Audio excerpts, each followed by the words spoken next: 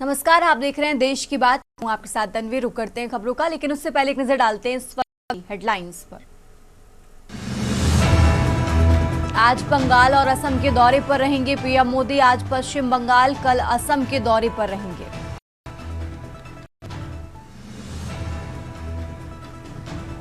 तो गृह मंत्री अमित शाह हिमाचल दौरे पर आज एसएसबी स्थापना दिवस में होंगे शामिल। ड्रोन पैराग्लाइडिंग पर रहेगी रोक। नेशनल हेराल्ड मामले में दिल्ली हाई कोर्ट पहुंची ईडी। दिल्ली की राउज एवेन्यू कोर्ट के फैसले को दी गई चुनौती। तमिलनाडु में एसआईआर 97 लाख वोटर के नाम कटे। गुजरात में 73 लाख नाम हटाए गए। स्वास्थ्य मंत्री जेपी नड्डा आज लखनऊ में केजीएमयू में आयोजित कार्यक्रम में होंगे शामिल। एयर इंडिया के पायलट पर यात्री के साथ मारपीट का आरोप। दिल्ली एयरपोर्ट पर हुआ बवाल। पायलट को सस्पेंड किया गया। आप देख रहे हैं के न्यूज़, खबरों का सारथी। शुरू करते हैं खबरों का और देश की बात की शुरुआत करते हैं दिल्ली की खबर से। दिल्ली से बड़ी खबर आपको बता रहे हैं। आज बंगाल और असम के दौरे पर रहेंगे प्रधानमंत्री नरेंद्र मोदी। तो पीएम मोदी आज पश्चिम बंगाल के दौरे पर रहेंगे और इसी के साथ आपको बता कल असम के दौरे पर रहेंगे प्रधानमंत्री नरेंद्र मोदी। तो दिल्ली से ये बड़ी खबर आपको बता रहे हैं। विकास परियोजनाओं का उद्घाटन और शिलान्यास करेंगे पीएम मोदी। राष्ट्रीय राजमार्ग परियोजनाओं का शिलान्यास और उद्घाटन करेंगे प्रधानमंत्री नरेंद्र मोदी। 3200 करोड़ रुपए की शिलान्यास और उद्घाटन करेंगे पीएम मोदी। इससे ये बड़ी खबर आपको बता रहे हैं और इसी के साथ जनसभा को भी संबोधित करते नजर आएंगे प्रधानमंत्री नरेंद्र मोदी। तो राजधानी दिल्ली से ये बड़ी खबर आपको बता रहे हैं। 3200 करोड़ रुपए की परियोजना का उद्घाटन और शिलान्यास करेंगे और इसी के साथ जनसभा को भी संबोधित करेंगे प्रधानमंत्री नरेंद्र मोदी। तो दिल्ली से ये बड़ी खबर आपको बता रहे हैं। आज बंगाल और असम के दौरे पर प्रधानमंत्री नरेंद्र मोदी। आज बंगाल और कल असम जाएंगे प्रधानमंत्री नरेंद्र मोदी। आपको बता दें कई परियोजनाओं का उद्घाटन और शिलान्यास करेंगे और इसी के साथ जनसभा को भी संबोधित करते नजर आएंगे प्रधानमंत्री नरेंद्र मोदी।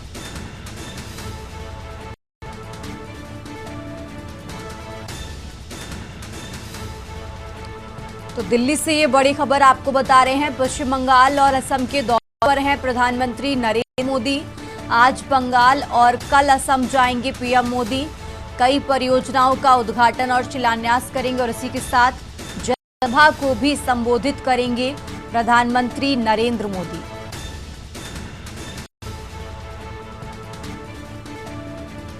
दिल्ली से ये बड़ी खबर आपको बता रहे हैं। बंगाल और असम के दौरे पर प्रधानमंत्री नरेंद्र मोदी।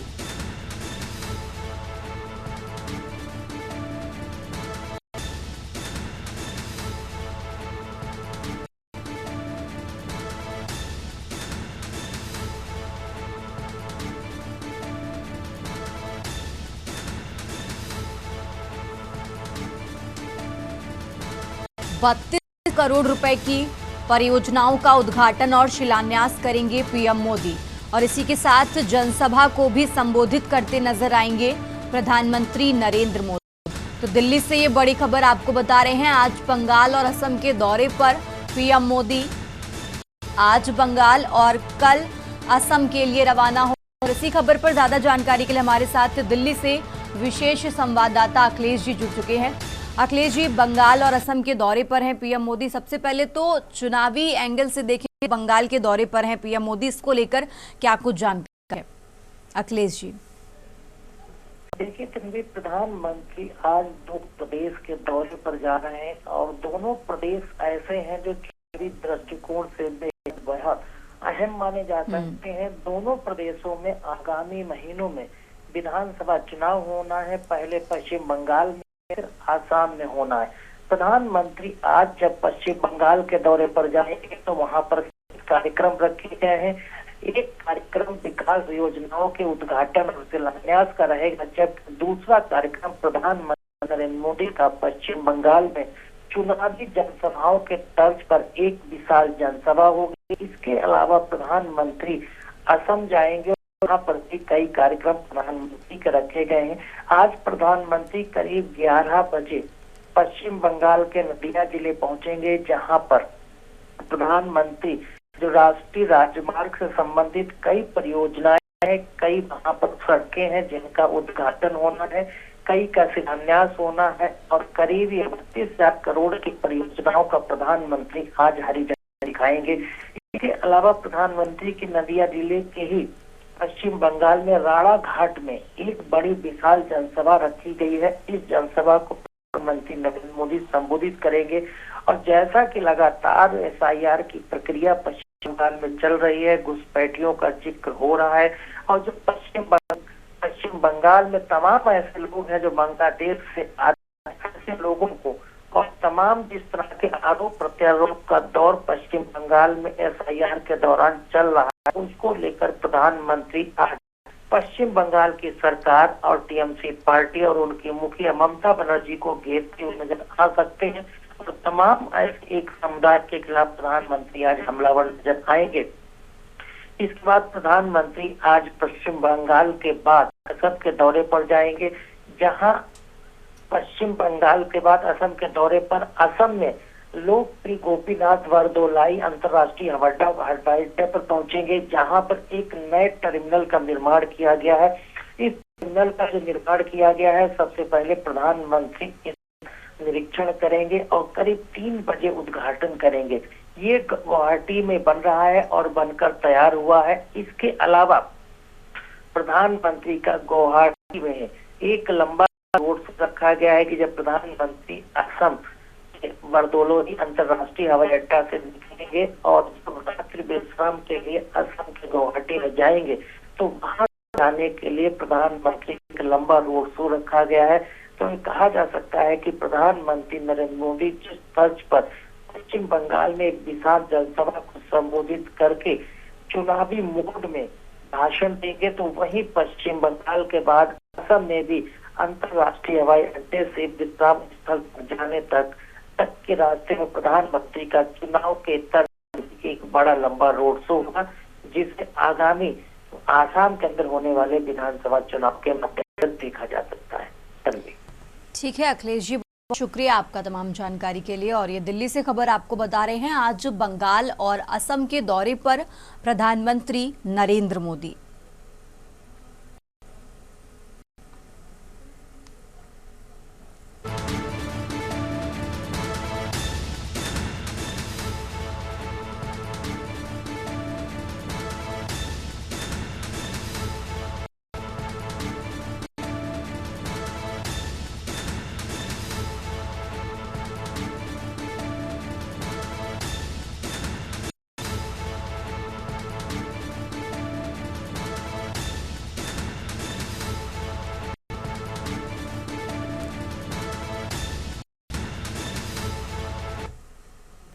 और अब आगे बढ़ते हैं खबरों में। खबर लखनऊ से है, जहां राजधानी के city Montessori school Kanpur road campus द्वारा आयोजित 7 दिवसीय अंतर्राष्ट्रीय स्कूल क्रिकेट लीग ISCL 2025 का आज भव्य समापन हुआ।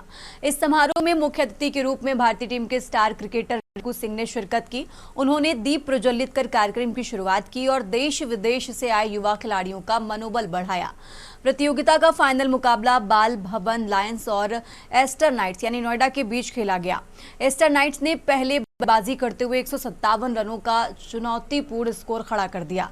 जवाब में बाल भवन लायंस की टीम ने शानदार प्रदर्शन करते हुए 18.4 ओवर में लक्ष्य हासिल कर लिया और 6 विकेट से खिताबी जीत।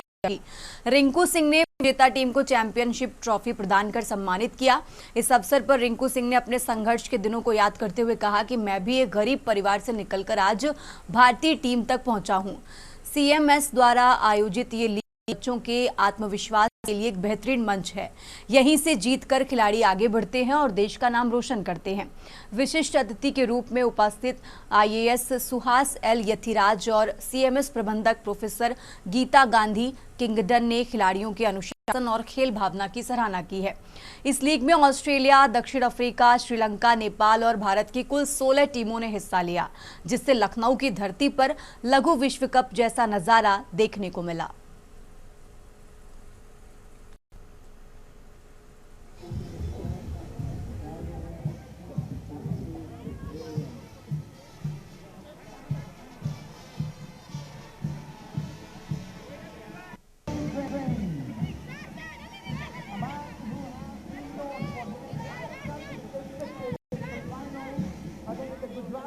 नहीं, मैं भी ऐसी फैमिली से आता हूँ जहाँ मेरे पास पैसे नहीं थे, कुछ नहीं था, सपोर्ट नहीं था। तो यही है कि अपना मतलब टैलेंट दिखाइए, मेहनत करिए।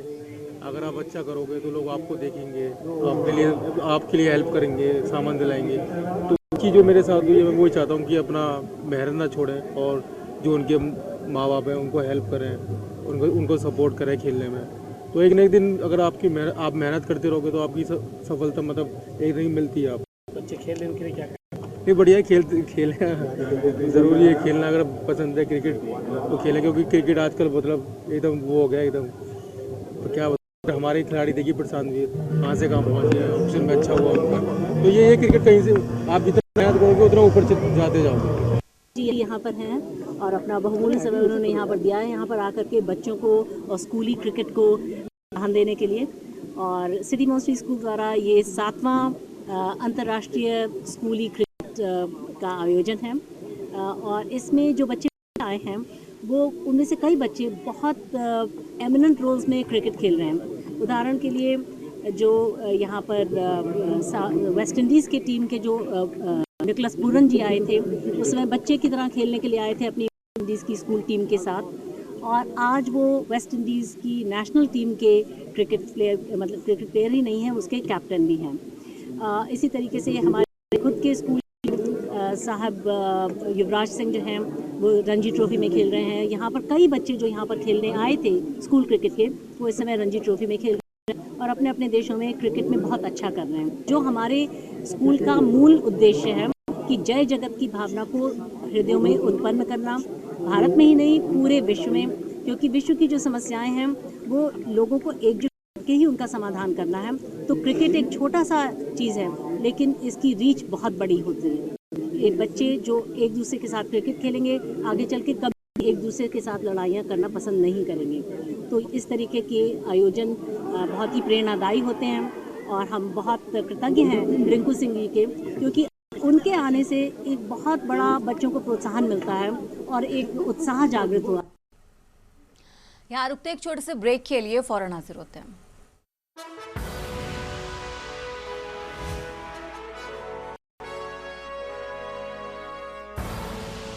आप देख रहे हैं के खबरों का सारथी। ब्रेक से वापस आ चुके हैं, रुक करते हैं खबरों का। बात कर रहे हैं औरैया की, जहां यूपी विधानसभा अध्यक्ष सतीश महाना का आज औरैया दौरा है। तो होंडा शोरूम के उद्घाटन कार्यक्रम में शामिल होंगे सतीश महाना। उद्घाटन कार्यक्रम में मुख्य अतिथि के तौर पर शिरकत करेंगे। आपको बता दें करीब 1 बजे विधानसभा अध्यक्ष का आगमन प्रस्तावित है। तो विधानसभा अध्यक्ष के दौरे को लेकर प्रोटोकॉल जारी हुआ है। आगरा बुंदेलखंड एक्सप्रेसवे होते हुए औरैया पहुंचेंगे विधानसभा अध्यक्ष। ये बड़ी खबर आपको औरैया से बता रहे हैं, जहां प्रशासन व पुलिस विभाग कार्यक्रम को लेकर अलर्ट मोड पर है। तो औरैया से ये बड़ी खबर आपको बता रहे हैं। करीब 1 बजे विधानसभा अध्यक्ष का कार्यक्रम प्रस्तावित है और इसी को लेकर प्रशासन व पुलिस विभाग पूरी तरह से अलर्ट है। तो औरैया से खबर आपको बता रहे हैं। यूपी विधानसभा अध्यक्ष सतीश महाना का औरैया दौरा।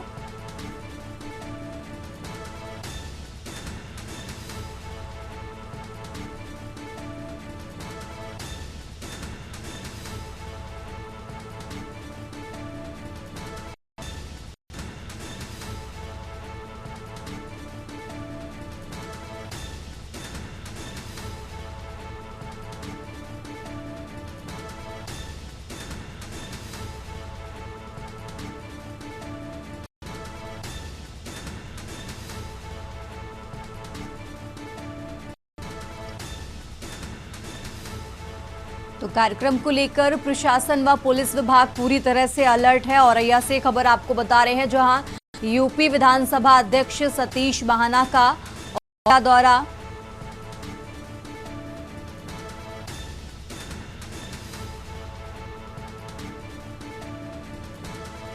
और इस खबर पर ज्यादा जानकारी हमारे साथ उमेश अवस्थी जुड़ चुके हैं। उमेश, जिस तरीके से जानकारी मिल रही है कि औरैया के दौरे पर हैं विधानसभा अध्यक्ष, सबसे पहले तो कार्यक्रम जुड़ी क्या कुछ जानकारी है और प्रशासन इसको लेकर कैसी तैयारियां कर रहा है? उमेश जी बिल्कुल, आपको बताना चाहेंगे कि आज औरैया जनपद में उत्तर प्रदेश विधानसभा अध्यक्ष सतीश महाना का दौरा है। सतीश महाना जी औरैया में होंडा शोरूम के उद्घाटन मुख्य अतिथि के रूप में सम्मिलित होंगे। वहीं उनके कार्यक्रम की अगर बात करें तो करीब 1 बजे विधानसभा अध्यक्ष सतीश महाना का और दौरा है। वो आगरा लखनऊ एक्सप्रेस वे, कच्छ से बुंदेलखंड एक्सप्रेस वे होते हुए मेहौली औरैया जो कच्छ है बुंदेलखंड एक्सप्रेस वे का, यहाँ से उतरकर और कार्यक्रम में सम्मिलित होंगे। वहीं प्रशासन व पुलिस विभाग की तरफ से कार्यक्रम को लेकर अलर्ट हो चुका है। वहीं सुरक्षा व्यवस्था की सख्त इंतजाम रखे गए हैं। वहीं चारों तरफ जो होंडा एजेंसी है उसके क्षेत्र में तमाम तरह की सुरक्षा व्यवस्था और पुलिस व्यवस्था प्रशासन लगातार सख्त निर्देश और तैनाती बनाए हुए है। कार्यक्रम को लेकर जनपद में खासा उत्साह देखा जा रहा है। वहीं 1 बजे का जो प्रस्तावित आगमन है वो 1 बजे का रखा गया है। ठीक है उमेश जी, बहुत बहुत शुक्रिया आपका तमाम जानकारी के लिए। और औरैया से खबर आपको बता रहे हैं, यूपी विधानसभा अध्यक्ष सतीश महाना का औरैया दौरा है और उनके दौरे लेकर कार्यक्रम को लेकर प्रशासन पूरी तरह से अलर्ट है।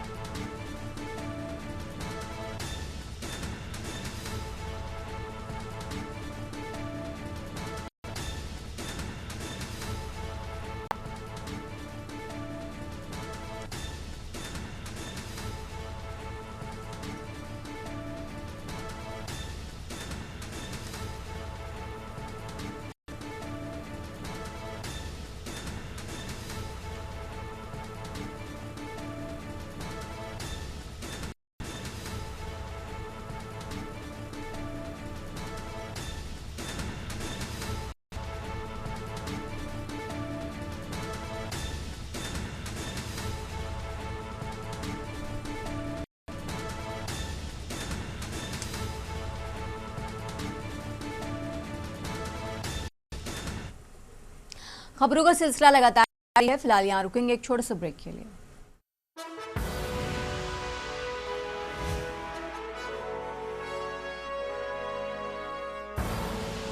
आप देख रहे हैं के न्यूज़, खबरों का अर्थ। ब्रेक से वापस आ चुके हैं, रुक करते हैं खबरों का। बात कर रहे हैं हापुड़ की, जहां हापुड़ में चोरों का आतंक जारी है। आयुष्मान आरोग्य मंदिर में ताला तोड़कर चोरी की है। Laptop, printer, RO machine, inverter, battery सब कुछ चोरी किया। तो बहादुरगढ़ क्षेत्र के करीमपुर का ये मामला आपको बता रहे हैं। हापुड़ से खबर आपको बता रहे हैं, जहां चोरों का आतंक लगातार जारी है। बहादुरगढ़ क्षेत्र में करीमपुर का ये मामला आपको बता रहे हैं। हापुड़ में चोरों का आतंक जारी। Laptop, printer, RO machine, inverter, battery चोरी की।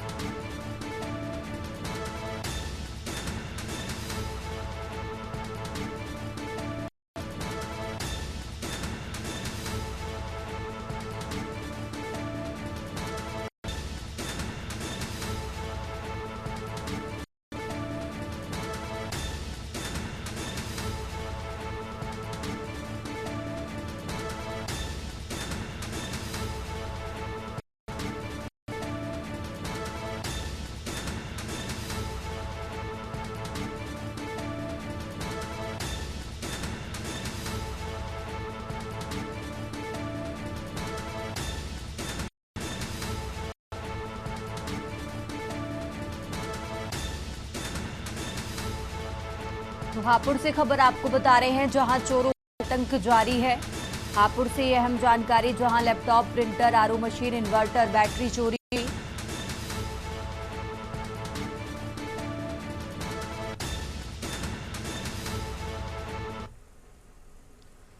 और आगे बढ़ते हैं खबरों में। देश की बात में आप बात कर रहे हैं बांदा की, जहां अज्ञात हमलावरों ने किसान को गोली मारी है। किसान की हालत गंभीर हुई है, लखनऊ रेफर किया गया है। सूचना के बाद मौके पर पुलिस पहुंची और मवेशियों के लिए भूसा डालने जा रहा था किसान, और उसी दौरान उसको गोली मारी। बदौसा थाना क्षेत्र के गरगपुर गांव का निवासी है घायल किसान। तो फिलहाल आरोपियों की तलाश में जुटी हुई है पुलिस। बांदा से आपको बता रहे हैं, जहां रानी दुर्गावती मेडिकल कॉलेज में किसान की हालत गंभीर बताई जा रही है। तो बांदा से खबर आपको बता रहे हैं, जहां फिलहाल आरोपियों की तलाश में पुलिस जुटी हुई है। रानी दुर्गावती मेडिकल कॉलेज में किसान की हालत गंभीर बताई जा रही है। आपको बता दें, गरगपुर गांव का निवासी है घायल किसान। और आगे बढ़ते हैं खबरों में, अब बात कर रहे हैं खटीमा की, जहां घने कोहरे और विजिबिलिटी के कारण एक दर्दनाक सड़क हादसा हो गया। कोहरे की सफेद चादर के बीच तेज रफ्तार जेसीबी और स्कूटी की आमने सामने जोरदार टक्कर हो गई। इस हादसे में स्कूटी सवार युवक बुरी तरह जख्मी हो गया। हादसे की सूचना मिलते ही तत्काल 108 एम्बुलेंस मौके पर पहुंची और घायल युवक को लहूलुहान हालत में खटीमा के नागरिक अस्पताल पहुंचाया गया। अस्पताल में प्राथमिक उपचार के दौरान चिकित्सकों ने युवक की स्थिति को नाजुक बताया। सिर और शरीर के अन्य हिस्सों में गंभीर चोटें होने के कारण उसे इलाज के लिए हायर सेंटर रेफर किया गया। तो मिली जानकारी के अनुसार घायल युवक स्थानीय खटीमा का निवासी है और घटना के समय कोहरा इतना घना था कि सामने से आ रही जेसीबी का अंदाजा नहीं लगा। सूचना पर पहुंची स्थानीय पुलिस ने घटनास्थल का मुआयना किया और दुर्घटनाग्रस्त जेसीबी को अपने कब्जे में लिया है। और फिलहाल पुलिस पूरे मामले की जांच पड़ताल में जुटी हुई है।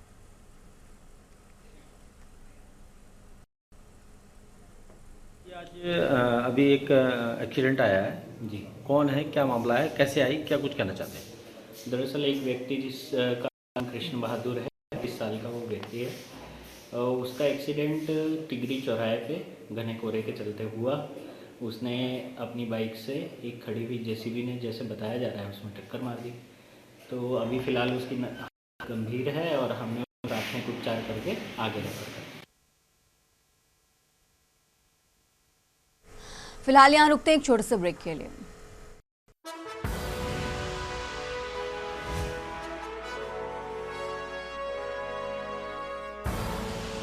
आप देख रहे हैं के न्यूज़, खबरों का। नमस्कार, देशी बात में आप सभी का स्वागत है। बाहू आपके साथ यशी शुक्ला। खबर फर्रुखाबाद से है, जहां पर प्रतिष्ठित संस्थान शकुंतला देवी शिक्षण संस्थान में 11वां वार्षिकोत्सव समारोह हर्षोल्लास और सांस्कृतिक छटा के साथ मनाया गया।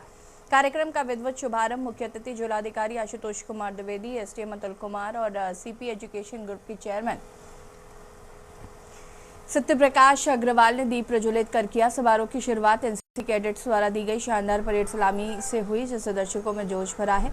वार्षिकोत्सव के दौरान विद्यालय के छात्र छात्राओं ने अपनी प्रतिभा का लोहा मनवाया। विद्यार्थी देशभक्ति, वीर रस और भक्ति गीतों पर एक से बढ़कर एक मनमोहक नृत्य प्रस्तुतियां दी हैं, जिससे पूरा परिसर तालियों की गड़गड़ाहट से गूंज उठा।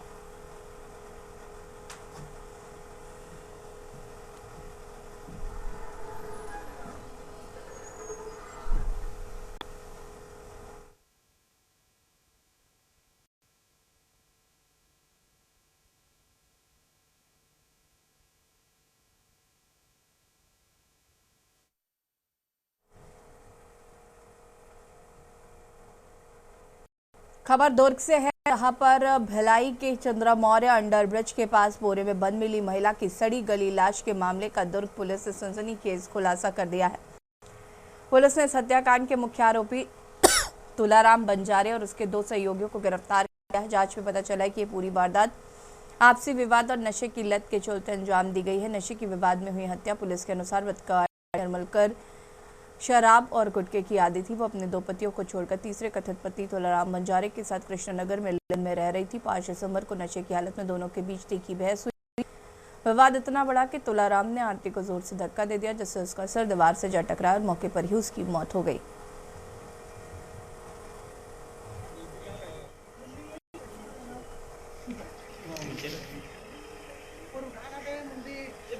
ऊपर उठा, ऊपर ऊपर।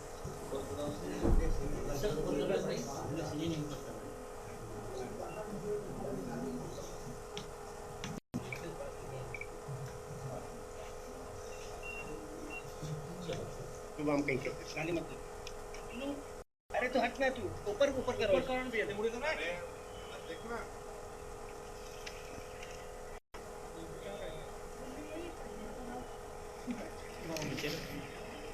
ऊपर उठाना बे मुंडी ए बिल्लो ऊपर उठा ऊपर ऊपर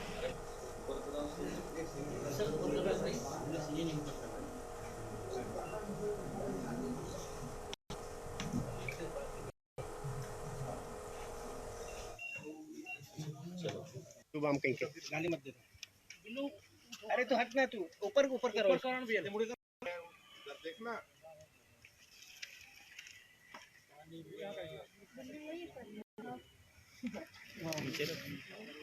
ऊपर उठाना बे मुंडी ए बिल्लो ऊपर उठा ऊपर ऊपर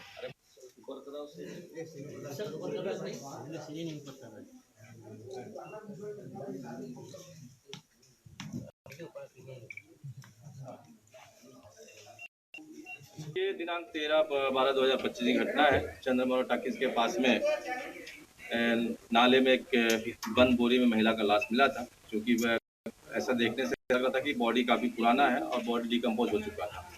सबसे पहले उससे पूछताछ करने पर यह पता चला कि उसका जो एक पति है जो लिव इन रिलेशनशिप में रह रहे थे, तुलाराम बंजारे, उससे हमने पूछताछ किया। पूछताछ करने पर टाल मटोल करते रहा।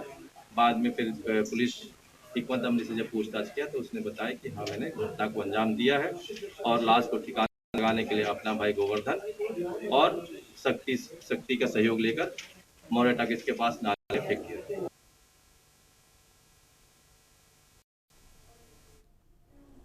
खबर खैरागढ़ से है, जहां पर लालपुर से एक कोट पूरे छत्तीसगढ़ में बाबा जी की जयंती बड़े धूमधाम और हर्षोल्लास के साथ मनाई गई। और वहीं दूसरी ओर खैरागढ़ के लालपुर में संत शिरोमणि परम पूज्य घासीदास जी की 269वीं जयंती समारोह का आयोजन रखा गया, जहां पर बाबा गुरु घासीदास जी की भव्य शोभा यात्रा निकाली गई, जिसमें स्थानीय बालिकाओं द्वारा बंदी नृत्य का प्रदर्शन करते हुए खैरागढ़ के विभिन्न गलियों का भ्रमण किया गया। वहीं आयोजक समिति के अध्यक्ष रमेश मेंद्र द्वारा बाबा जी के बताए संदेश मानव एक समान का बखान करते हुए संसार के सभी मनुष्य एक हैं और मानवता ही सर्वश्रेष्ठ धर्म है।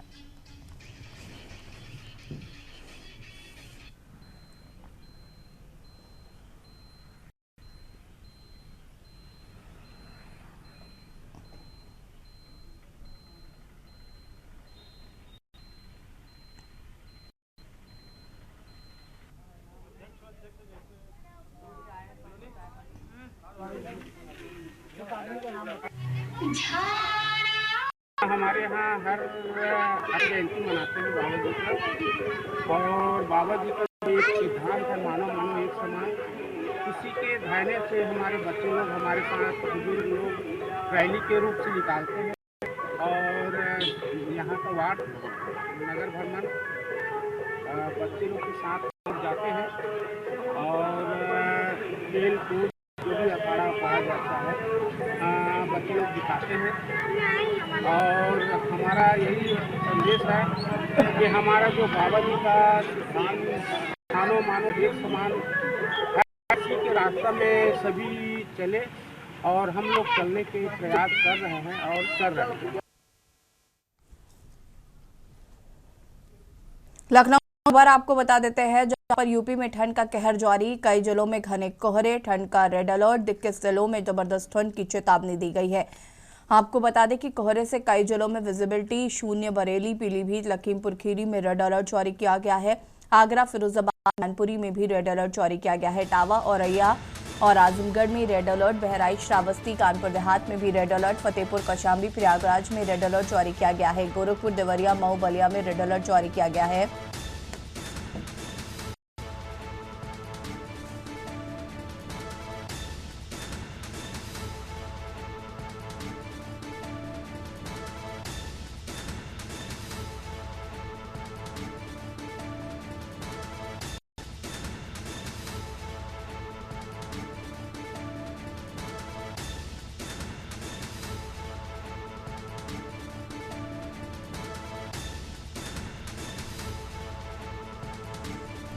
औरैया, आजमगढ़ में रेड अलर्ट जारी।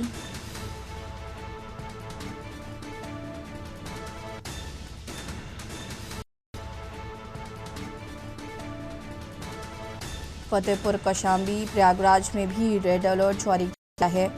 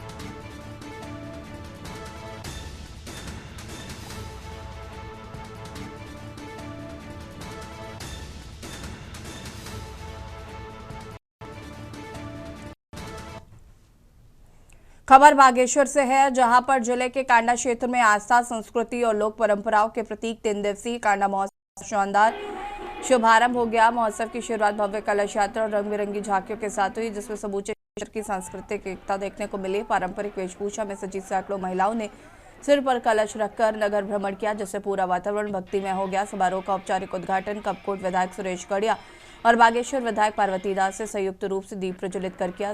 ढोल नवाओं की पारंपरिक गूंज और स्कूली बच्चों द्वारा प्रस्तुत सांस्कृतिक कार्यक्रमों ने उपस्थित जनसमूह को मंत्रमुग्ध कर दिया।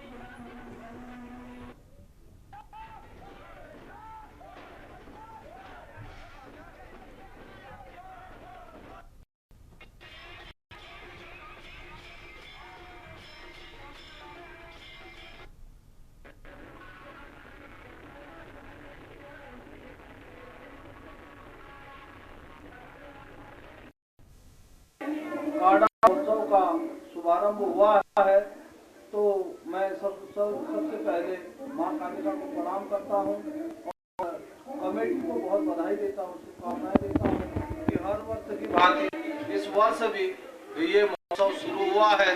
तो हमारी माताएं बहनें, हमारे बुजुर्ग, हमारे युवा साथी और छोटे छोटे भैया बहन और सभी व्यापारी बंधुओं को इस महोत्सव की शुभकामनाएं, क्योंकि आप सब लोगों को पता है कि हम हर वर्ष की भांति इस वर्ष भी महोत्सव का आगाज हुआ है।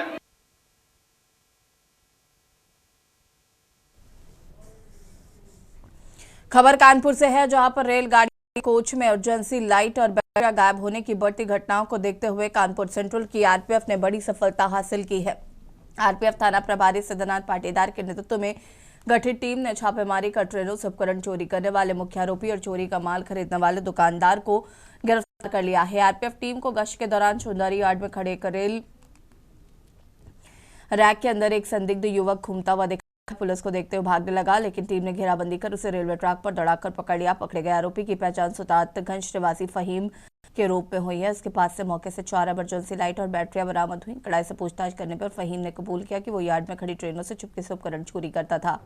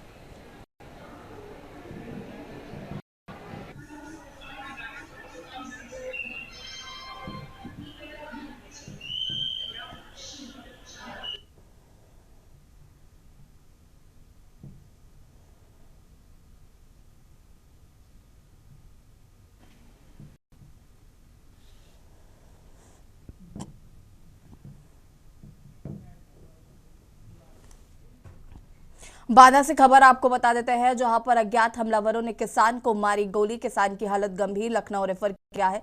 सूचना के बाद मौके पर पहुंची पुलिस के लिए भूसा डालने जा रहा था किसान। बदौसा थाना क्षेत्र के गोरखपुर गांव का निवासी है घायल। आरोपी हमलावरों की तलाश में जुटी police. Rani Durgavati medical college में किसान की हालत गंभीर।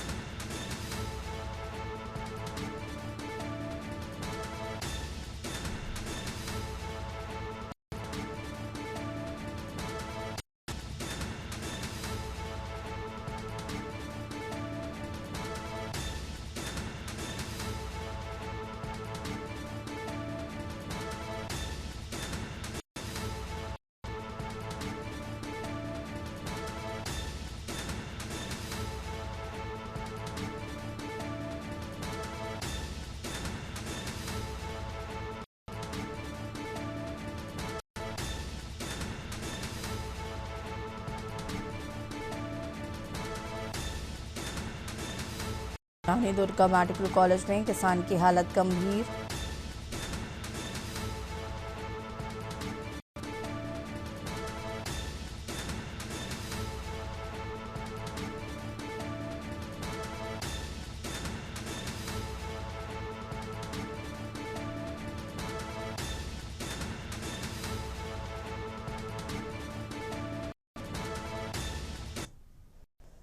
खबर खटीमा से है, जहां पर आज सुबह घने कोहरे और कम दृश्यता के कारण एक दर्दनाक सड़क हादसा हुआ। कोहरे की सफेद चादर के बीच एक तेज रफ्तार जीबी और स्कूटी की आमने सामने टक्कर हो गई और इस हादसे में स्कूटी सवार युवक पूरी तरह से जख्मी हो गया।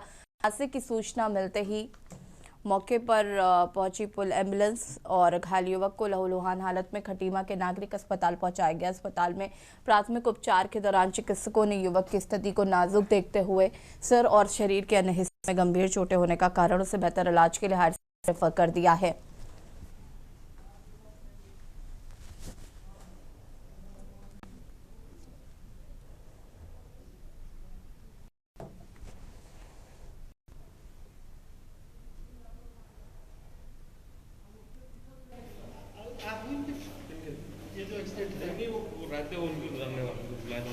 ये आज अभी एक एक्सीडेंट आया है जी, कौन है, क्या मामला है, कैसे आई, क्या कुछ कहना चाहते हैं? दरअसल एक व्यक्ति जिसका नाम कृष्ण बहादुर है, 35 साल का वो व्यक्ति है। उसका एक्सीडेंट तिगरी चौराहे पे घने कोहरे के चलते हुआ। उसने अपनी बाइक से एक खड़ी हुई जेसीबी जैसे बताया जा रहा है उसमें टक्कर मार दी। तो अभी फ़िलहाल उसकी हालत गंभीर है और हमने उसे प्राथमिक उपचार करके आगे रेफर कर।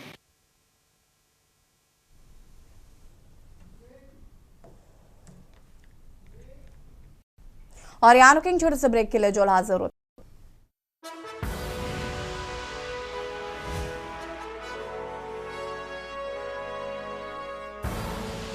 आप देख रहे हैं के न्यूज़, खबरों का।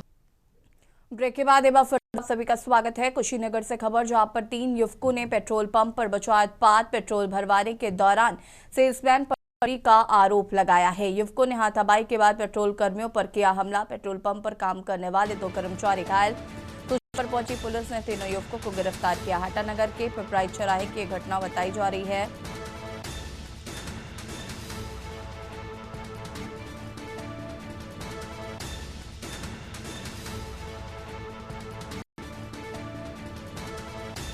युवकों ने हाथापाई के बाद पेट्रोल कर्मियों पर किया हमला।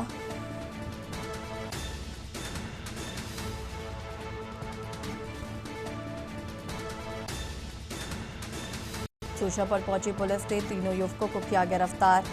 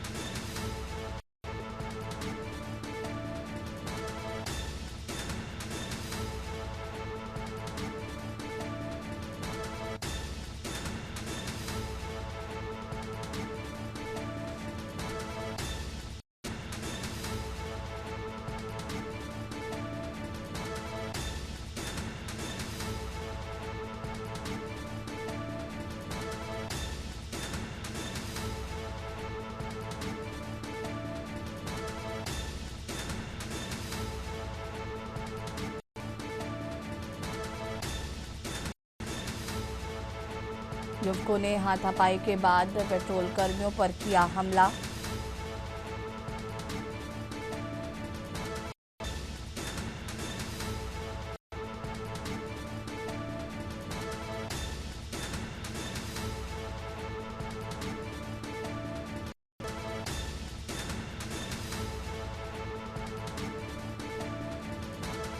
तीन युवकों ने पेट्रोल पंप पर मचवा उत्पात।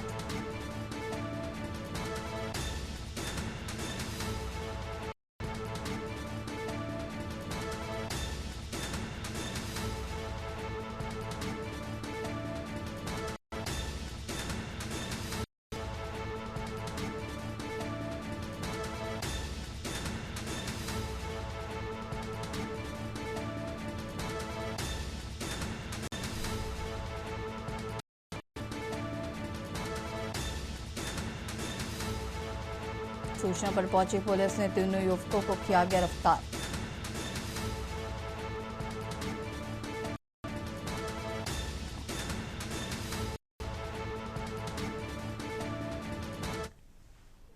देवघर में क्रीडा भारती द्वारा कबड्डी प्रतियोगिता का भव्य आयोजन किया जा रहा है और ये आयोजन बीएड कॉलेज मैदान में शुरू हुआ, जिससे बड़ी संख्या में खिलाड़ियों ने उत्साहपूर्वक भाग लिया। क्रीडा भारती देवघर के तत्वाधान में आयोजित इस कबड्डी प्रतियोगिता को लेकर खिलाड़ियों में खासा उत्साह देखने को मिल रहा है। क्रीडा भारती के बाद सचिव संजीत राय ने बताया कि वर्ष 2036 में भारत में प्रस्तावित ओलंपिक खेलों में कबड्डी को शामिल कराने के उद्देश्य से ये देशव्यापी अभियान चलाया जा रहा है और इस कड़ी में देवघर में 3 दिवसीय कबड्डी प्रतियोगिता का आयोजन 19, 20 और 21 तारीख तक किया जा रहा है। नारे के साथ भारतीय संस्कृति को हृदय में रखकर भारतीय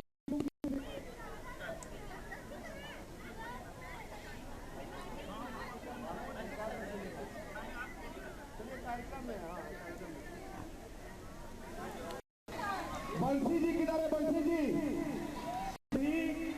जी किधर है? बंसी जी आ जाइए। कबड्डी खेल स्वास्थ्य भारत समस्त भारत देश से फिट इंडिया नारे के साथ भारतीय संस्कृति को हृदय में रखकर भारतीय मूल्यों को देवघर के पुलिस अधीक्षक सौरभ कुमार ने पुलिस कार्यालय में जिले के पुलिस पदाधिकारियों के साथ मासिक अपराध गोष्ठी की। इस बैठक के दौरान एसपी ने सभी थाना प्रभारियों को स्पष्ट दिशा निर्देश दिए। लंबित आपराधिक मामलों एवं अनुसंधान कार्यों का यथाशीघ्र निष्पादन सुनिश्चित करे। एसपी ने किसी भी प्रकार की लापरवाही बर्दाश्त नहीं की जाएगी और सभी कांडों का गुणवत्तापूर्ण निष्पादन समय पर होना चाहिए।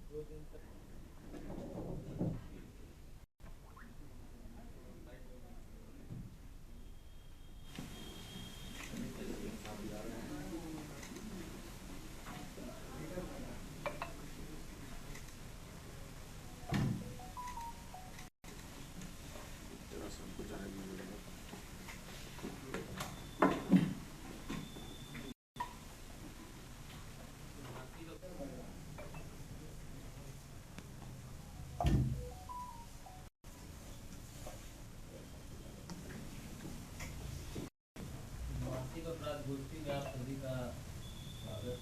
उम्मीद है कि अभी हम लोग 2 दिन तक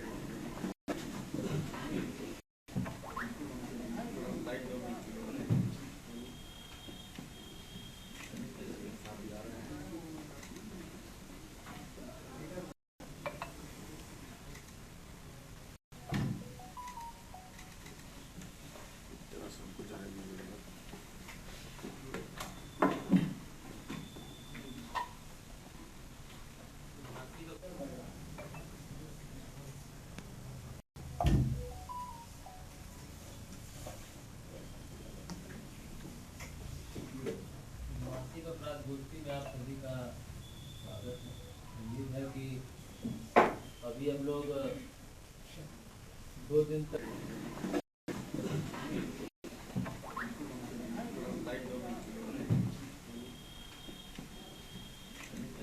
आयोजन किया गया था और इसमें मुख्य रूप से अपराध नियंत्रण, अनुसंधान नियंत्रण और विधि व्यवस्था संचालन को लेकर के हम लोगों ने विस्तृत चर्चा की है।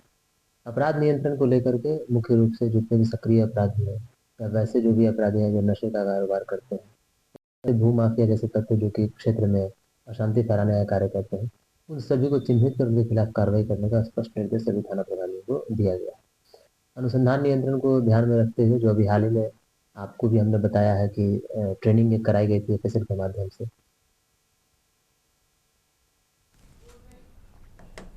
और देशी बात पे फिलहाल अब तक देखते रहिए के न्यूज़ इंडिया। नमस्कार।